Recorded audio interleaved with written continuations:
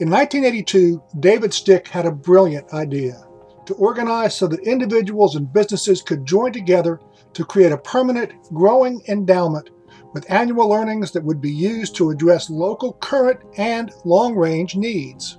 40 years ago, we didn't even know what a foundation was back then. David, being the scholar that he was the one that really started digging into the foundation situation. David Stick actually set up our first trust, where contributions, he would make a contribution to the foundation. The foundation actually sold a piece of land that he had. He got the income for his life, and then at his death, the balance of income became the foundation's property. We saw ourselves at that time as planting seeds. And I think now, and I'm not going to claim responsibility for all of them, but I think we've succeeded in being responsible for many of them. There are over 200 organizations, nonprofit organizations in Dare County that give support to people in the community. It's the most giving community I've ever witnessed or know about. In the first years of my foundation work, we didn't have enough money to make big grants. What we learned was the importance of estate planning and the importance of getting someone to address an unmet need. When we started our membership campaign, we had a board member, Wally McCowan, who was a local attorney. He knew everybody in Dare County.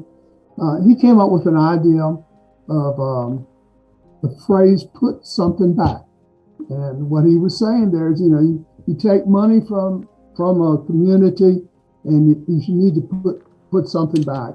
And the deal was to put it back into the Outer Banks Community Foundation. The people that were moving here, lots of them or most of them were retired, and they felt that this was their place, and so they were willing to give money to help it grow and to help it grow in the right direction. Many early endowments were created for scholarships, a sign our community was serious and passionate about investing in its youth and in higher education. Thank you to the Outer Banks Community Foundation for allowing me to get all these scholarships that are pushing me to become a nurse.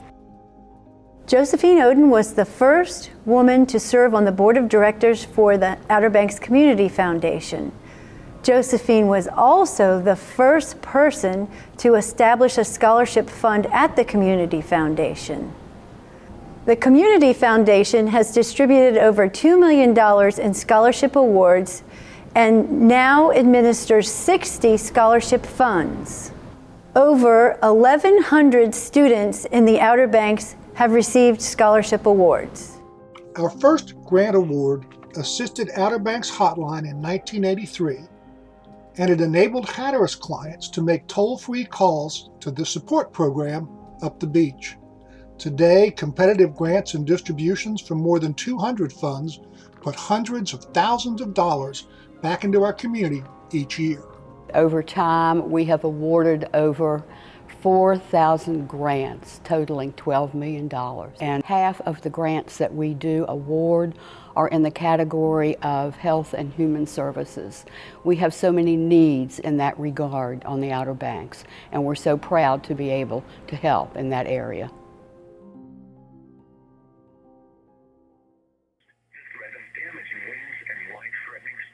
Most recently, Hurricane Dorian and COVID created disasters that challenged our capacity.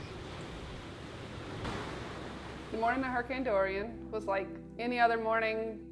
Comes about, about 7:30 maybe. The eye comes over, we take the kids, we go running on the porch. Before we know it, you can hear that water just ripping through the woods. Just coming. And it started coming up. About 30 minutes later, it was inside the house, about 27 inches. Fortunately, a new Rapid Response Grants program got needed support into our communities quickly. I believe without the Outer Banks Community Foundation, all of OCRACOKE would still be struggling. They helped out everybody. In a small way or a big way, they helped everybody. We have made a tangible difference for 350 families living in OCRACOKE and Hatteras Island and across Dare County. When it seemed like all hope was lost and you've lost everything, to know that thousands of people are behind you and contributing and helping you rebuild, I think that's a wonderful feeling. And I just want to thank everybody who gave towards that. We have made a real difference in the lives of our neighbors in helping them rebuild their homes and rebuild their lives. The funding coming in to be able to help the communities was wonderful. But if there hadn't have been someone with a vision to start that and to help move that along like Lorelei did, I don't believe it would have ever gone as far as it did. The whole Outer Banks really is a community in itself. It's not just OCRACOKE or Hatteras or all of these other little communities. There really is like an overarching sense of family. And when we were in need, other parts of our family really stepped up and came to our aid. And we were able to kind of take that jumping point and that initial support and continue moving forward so we could help our community. No matter what we think, there'll be something different that's going to occur in the future, and that we'll be able to handle it because we have handled it, and we take that job and that experience has been given to you, and we take it and we run with it. So thank you very much. The Outer Banks Community Foundation connects people who care with causes that matter. It's not about making grants, it's about making a difference.